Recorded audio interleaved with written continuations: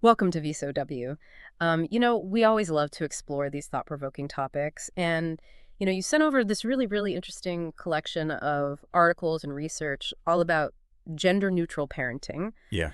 And, I think it would be really valuable for us to kind of like dive deep into this material Okay. and, see what we can learn. Sounds good. So today, our goal is really to kind of extract the key insights around raising children free from those traditional gender stereotypes. Okay. And, we'll be examining those potential advantages for kids Mhm. that your sources kind of highlight, but then also the real world challenges, Okay. that parents might encounter Yeah.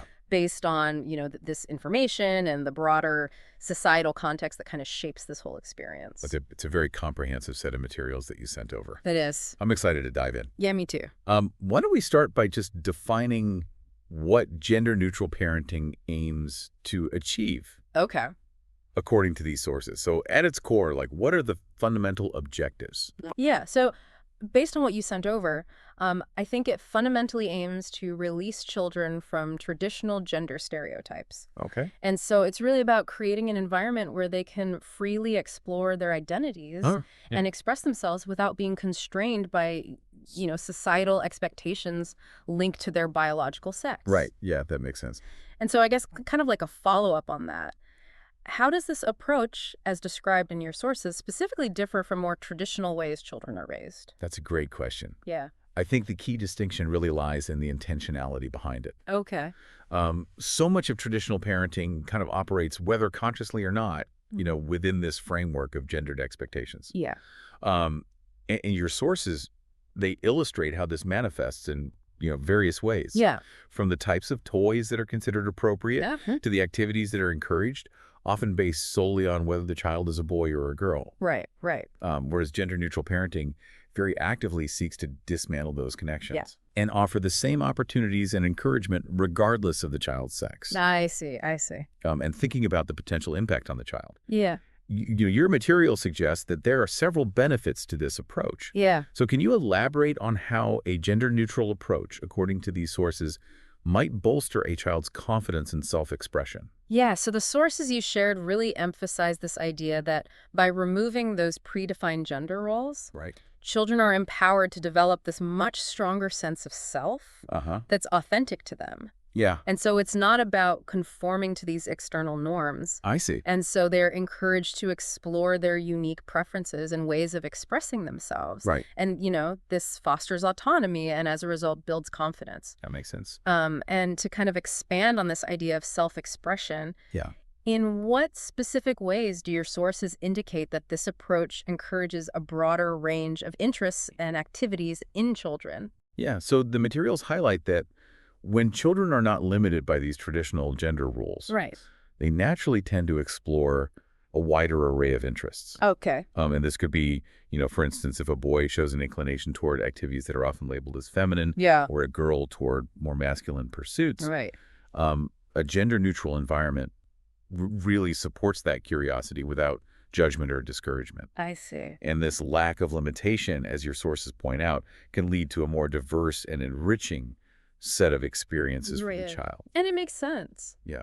The information you provided also touches on this potential link between gender-neutral parenting and increased compassion and respect. Yeah.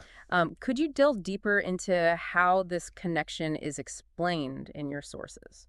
Sure. So the connection, as described in your materials, seems to arise from this idea that when children are constantly exposed to these rigid distinctions between genders Mm-hmm. in terms of, traits and abilities, Yeah. they're more likely to perceive individuals as unique beings Right. rather than through this kind of gendered lens. Yeah. And this fosters a greater capacity for empathy and a deeper respect for those who may be different from them Right. in various ways. It's like seeing the person, Exactly. not the gender. Yeah.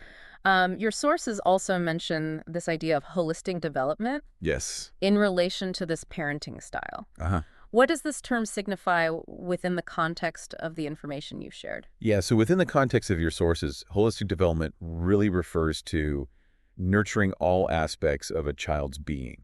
Okay. So their emotional, intellectual, social, and physical growth Yeah. without prioritizing or restricting any area based on their gender. Okay. So the focus really shifts to fostering their individual strengths Right. and inequalities to create a well-rounded individual, Uh-huh. rather than molding them to fit this preconceived gender ideal. Okay, that makes sense. Moving on to the challenges, Yeah. your collection of information Yeah. also addresses some potential difficulties Okay. faced by parents and children who are pursuing this approach. Yeah. Um, what kind of social backlash do your sources suggest that children might experience? Yeah, unfortunately, the sources you've provided indicate, a real risk of social backlash Yeah. for children who don't conform to those traditional gender norms. Right. And so, this can manifest as bullying Yeah. or social exclusion from peers who may not understand or accept their choices. Right. And it's a, significant concern that was highlighted in several of the articles you sent. It is. Furthermore, the term external barriers is mentioned in your materials. Could you provide some practical examples of what these barriers might look like in the daily lives of families practicing gender-neutral parenting? Yeah, absolutely. So your sources illustrate that these external barriers are often embedded in societal structures and norms. Okay. So, for example, the pervasive gendering of toys, clothing, and media. Right. It makes it really challenging for parents to find truly gender-neutral options. Educational materials Right. and even public spaces. Yeah. They can also inadvertently reinforce traditional gender stereotypes. Yeah. Yeah. Which creates obstacles for parents who are striving for this gender-neutral upbringing. That makes sense. And the information you shared also raises this issue of resistance Yeah. from family and the broader society. Right. How significant do your sources suggest this resistance can be for parents? Yeah, the materials you sent indicate that resistance from family members, particularly older generations with more traditional views, Right. and from the wider community can be substantial. Okay. So parents may face criticism, judgment, Yeah. and even feel isolated if their parenting approach is seen as unconventional. Right. And, the social pressure, as highlighted in your sources, Yeah. can be, emotionally and practically challenging. Absolutely. Kind of shifting to a broader perspective. Okay. Your collection of information touches on the likelihood of a future without gendered treatment in society. Based on these materials, is such a future probable in the near term? That's a tough one. Yeah. Your sources suggest that while there is a growing awareness and acceptance of diverse gender expressions, Mm-hmm. a complete absence of gender treatment in the near future is unlikely. Okay. The ingrained nature of gender stereotypes in our cultures and societies, Yeah. as emphasized in your materials, presents a significant hurdle. Okay. And these deeply rooted beliefs and practices, often unconsciously perpetuated, Right. they take considerable time and sustained effort to dismantle. That makes sense. However, your sources also point to factors that are currently driving gradual changes Yeah. in societal attitudes towards gender. Mm-hmm. What are some of the key forces behind these shifts according to the information you've provided? Yeah, so your materials highlight several key factors. One significant driver is the increasing visibility and acceptance of LGBTQ plus individuals and families, which really challenges those traditional binary notions of gender. Additionally, the sources point to evolving gender roles within families, with a greater sharing of responsibilities and less rigid division of labor. Yeah. And finally, educational and social initiatives specifically aimed at promoting gender equality are also contributing to this gradual shift in those societal norms. That's encouraging. Yeah.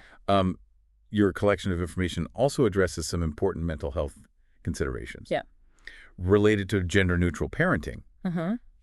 Based on these sources, what is our current understanding of how this approach might affect a child's mental well-being? That's a great question. The information you've provided kind of suggests a nuanced picture. Okay. On one hand, the freedom to explore one's authentic self, fostered by gender-neutral parenting, Yeah. can positively impact a child's confidence and self-esteem. Right. However, your sources also indicate potential challenges. Children might experience uncertainty or anxiety if they feel significantly different from their peers. And the negative impact of social backlash, such as bullying on their mental health, is a serious concern, Yeah. highlighted in your materials. It's a balancing act. Yeah. Several of the sources that you shared emphasize this lack of long-term studies, Yeah. specifically examining the effects of gender-neutral parenting on mental health. Right. Why is this gap in longitudinal data considered crucial, according to your materials? Yeah, so the sources you provided really underscore that long-term studies are essential for a comprehensive understanding Yeah. of the lasting effects of gender-neutral parenting. Yeah. And so this type of research would provide those valuable insights into how this approach influences children's mental health, Right. social development, academic outcomes, and overall well-being as they mature into adulthood. Yeah. And so the absence of such longitudinal data, as your materials point out, Yeah. means our understanding of those long-term consequences remains somewhat limited. Right. It's a big unknown. In light of this lack of specific long-term research, can we draw any relevant insights Yeah. from studies on related areas, Mm-hmm. such as the mental health of children with gender and sexual minority parents, based on the information you shared? Yeah, so interestingly, the research highlighted in your materials on children raised by gender and sexual minority parents Mhm. generally indicates that they show no significant differences in mental health Okay. compared to children raised by heterosexual parents. Interesting. Um, and so this suggests that family structure and parental love and support are more critical factors Mm. than the parent's gender or sexual orientation. Okay. And so this resilience observed in children from diverse family backgrounds, Right. as noted in your sources, offers some reassurance Yeah. in considering the potential outcomes for children raised in a gender-neutral environment. I see. Furthermore, your collection of information also touches on how gender stereotypes themselves impact the mental health of young people, Yes. regardless of parenting style. What do your sources suggest in this regard? Right. So the evidence presented in your materials really strongly suggests that adherence to those rigid gender stereotypes can negatively affect young people's mental health. Uh-huh. The pressure to conform to often unrealistic and limiting expectations associated with those traditional gender roles Right. can contribute to issues such as low self-esteem, anxiety, and even depression, Yeah. as highlighted in several of those sources that you provided. It makes sense. And finally, your materials address the crucial role of societal acceptance in the context of gender-neutral parenting. Yes. In what specific ways does increased societal acceptance, according to your sources, create a more supportive environment for this parenting approach? Yeah, so your sources emphasize that the societal acceptance creates a more supportive environment in several key ways. Okay. It allows children to explore their identities without that fear of judgment or rejection, Right. which is so fundamental for their self-worth and their mental well-being. It also directly reduces the prevalence of stigma and bullying directed at both the children and their parents. Right. When society is more accepting, parents feel more confident and supported in their choices. Yeah. And there's a greater likelihood of resources and inclusive environments becoming available, Makes sense. as indicated in your materials. Yeah. Conversely, what particular difficulties do your sources suggest are faced by parents and children Yeah.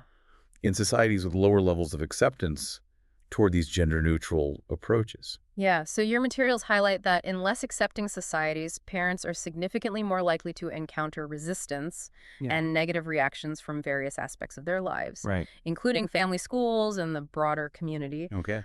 They often need to expend considerable emotional energy preparing their children to cope with potential negativity, Yeah. and may face a lack of support systems and resources tailored to their needs, Right. as outlined in the information you provided. Well, we have thoroughly explored the nuances of gender-neutral parenting Yeah, based on the insightful collection of materials that you provided. it is fascinating. It is.